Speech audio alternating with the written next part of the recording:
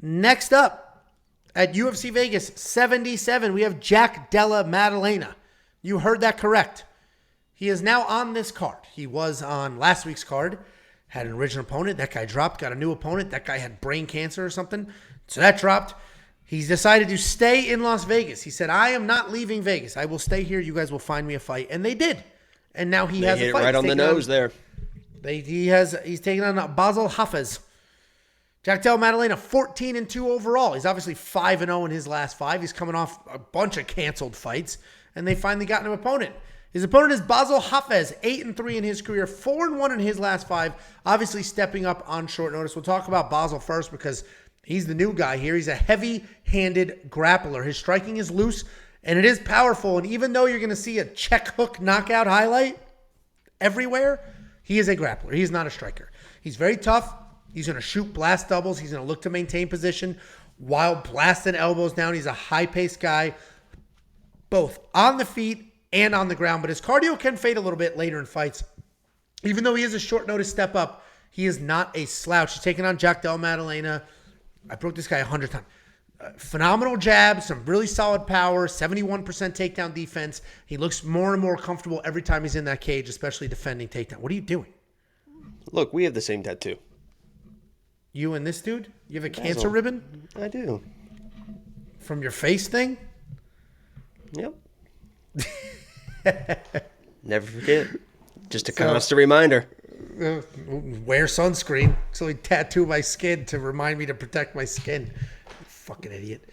Anyway, so we all know who Della Maddalena is, but what I would like to remind you of, the same thing that I reminded you all of when Tatsuro Taira was a massive favorite, is this is also short notice for Della Maddalena. Yes, he had a training camp, but that dude full-blown cut weight. Stepped on the scale, was prepared to fight, and the rug was ripped out from underneath him. So now he has 1 week to get back into that weight-cutting rhythm. Water load. It sounded like he kind of wanted a 185 fight because he was like, I want to fight at 170 or 185. So I think he was kind of hoping to get a 185. Well, because the problem is we don't know, and this sounds so stupid, but we don't know what he did when that fight was canceled. He might have been like, fuck it, let's get some beer. Yeah, let's get some beers and a good steak. You didn't see him Saturday? Ramses. No. I mean, did you see any? In the backstage, I saw. I told you exactly the location of Tabitha Ricci. I took a picture with Shane Gillis backstage. He is fucking huge. Dude, I'm 6'3". Shane Gillis was bigger than me. He's fucking big. I literally go, holy shit, you're big. He goes, you're big too. I said, thanks. I said, thanks. And then he jokingly goes, all right, little buddy, and then patted me on the back and walked away. But no, he was cool as shit to me. And then I saw Sean O'Malley look like a complete fucking asshole.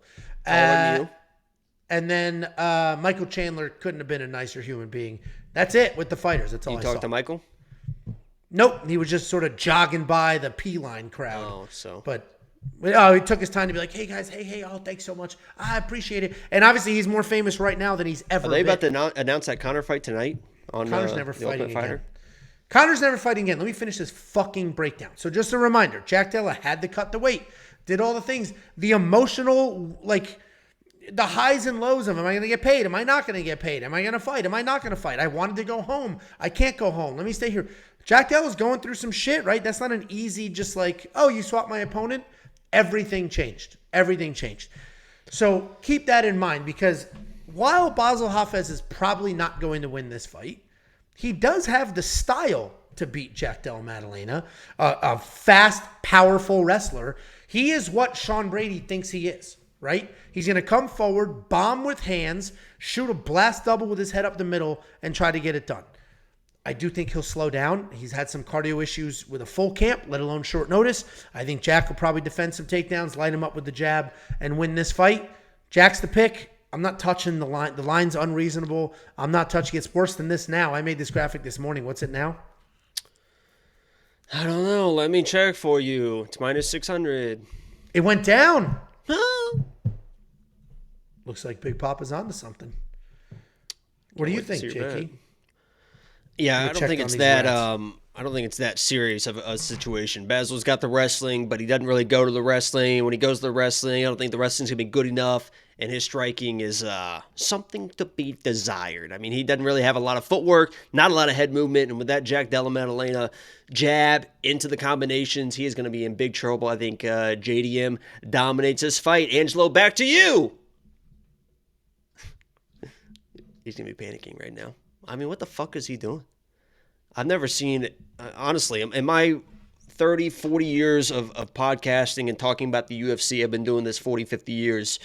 I've never seen such an unprofessional situation in my fucking life. I mean, I just want to sit here and apologize to you guys one by one. If you guys want to put your name in the chat right now, I'll just spend the next 15, 20 minutes just apologizing to you guys one by one, because I've never been so fucking embarrassed in my life. I don't know what the fuck we're doing here. Gets up, doesn't say a word, gone. Now I'm sitting here. It's unbelievable. Joshua, I apologize to you, Joshua. Benny, I swear to God, this is not my fault. And if I was in the situation where I could lead this stream and go on to the next fight, I would. But he's got me in a predicament here. So, Mike, Isaac, everyone. And Angela, I think you should join in on this as well. Well, your mic's muted. Hey, how are you? How we doing? You get through it? Hopefully it's not as laggy as I see it. Soon. The stream's lagging? Nope, just on my end. I checked it because I'm a professional. Okay. Go down one by one and name every single one of these people in the fucking chat and apologize to them. Hey guys, sorry I checked on my living, breathing children. Oh, so they were breathing. Now I know. So why the fuck would you even go in there? Well, to confirm. Okay? To confirm. We'll see what the pricing is. I'm assuming Della Maddalena is going to be a $9,800 opener. Maybe $97 like he was last week. Someone wrote in all caps, "No one cares about your child." That's if I give it. Not all caps. There's a typo in the front. Fucking loser. I don't know if Jack's going to be worth that DraftKings price point, because we just don't know how tough Bassil is or isn't. He does have 3 losses, but they're all decisions. So we don't know. We'll have to see when that drops. We do know. WeWantPicks.com, the full DraftKings write-up. It's not written by me. It's written by somebody much smarter than me when it comes to daily fantasy. Going to give you all the fades, all the picks, the cash core games, the GPP core game, who should be in those lineups and why. Everything you've ever needed to build a winning lineup. Follow the $150,000 of winnings that our community has made in the last couple of months. WeWantPicks.com is only $10 a month.